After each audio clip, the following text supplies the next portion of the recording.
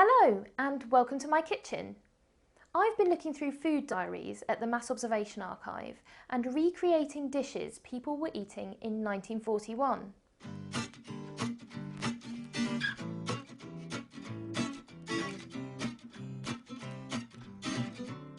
These are real menus from real people, and the one that I'm making today is from the food diary of Mary Roberts, who lived at 461 Stretford Road, Manchester.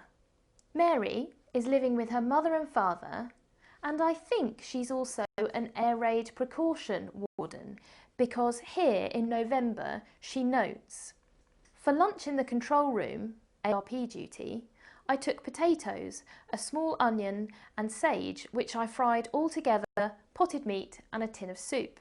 Mary probably learned to cook from her mother, and it's one of her mother's recipes that I'm going to make today, one which Mary describes as one of her mother's experiments.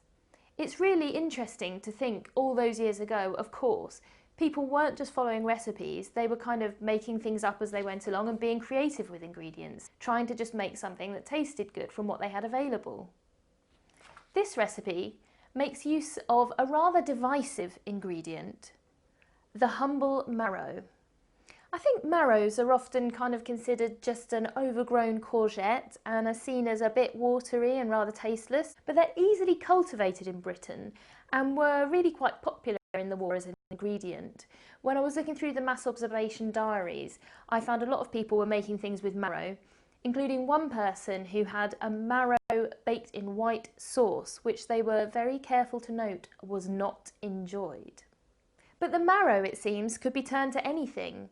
I found people using it in pickles and chutneys and even sweet jams.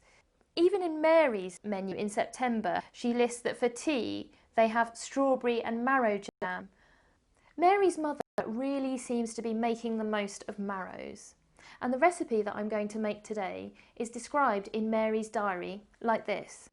"During the week, Mother experimented with American bacon, laying thinly cut marrow on the bottom of a dish with pepper and sage, then bacon, more marrow, etc., more bacon, a chopped leek, and on top small chunks of potato. The dish was baked in the oven and proved most tasty." I really like it when I read comments by the Mass Observation writers where they say whether they liked something or not, because it shows that then as well as now, people really just wanted to enjoy their food. You know, if it tasted good, that was the most important thing. They didn't necessarily have to follow a recipe, they could make it up, but they wanted to have pleasure from their food. I've got the recipe right here, so I don't need to do any other research on that. Obviously, I don't quite know the quantities, but I think I can kind of wing it a little bit.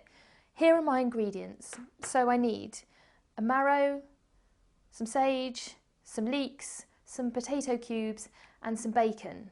And this amount of bacon is roughly 2 adults' ration of bacon or ham per week. I'm thinking that because bacon was rationed, they probably wouldn't want to use so much of this in one go, so I might use about half in the dish. It's interesting that Mary notes specifically that it's American bacon.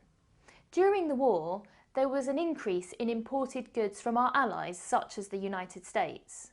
I've noticed in my research that a lot of the Mass Observation writers specifically mention imported goods that they're eating, especially if they're products that usually would have come from Britain. Before I start the recipe, there's also another interesting thing to do with imported food on Mary's menu. I noticed that the family are often eating brown bread and white bread.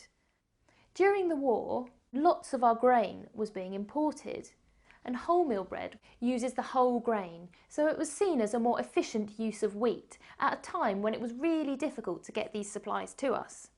Mary's having a bit of white bread here, and I think she's pretty lucky, because as the war went on, white flour actually was outlawed by 1942. So now I'm going to assemble the dish. I'm layering up slices of marrow, sage, then bacon. American bacon is usually thin smoked rashers, so that's what I'm using, although mine is obviously British. I'm repeating the layers until everything's used up, topping with leeks and cubed potato. So that's it. I don't know what temperature it was baked at, so I'm going to put it in a moderately hot oven of about 180 Celsius. It's had about 45 minutes in the oven and it's got a nice golden brown on the top, which I'm quite pleased with. It's also filled the kitchen with a really nice smell of sort of bacon, leeks and sage, which I think are going to go together quite well. I'm going to dig in and give it a try. There's quite a lot of juice in the tin, which I'm hoping is tasty. It still smells really nice. Even though the bacon has just kind of steamed inside, it still gives the whole dish actually quite a nice flavour. By cutting the marrow really thinly and then putting other flavourful ingredients in between, it's a really good way of jazzing up a marrow which could otherwise be quite boring. I think this might be my favourite thing I've made so far, although I reckon a little bit of grated cheese on the top would have made it even more delicious.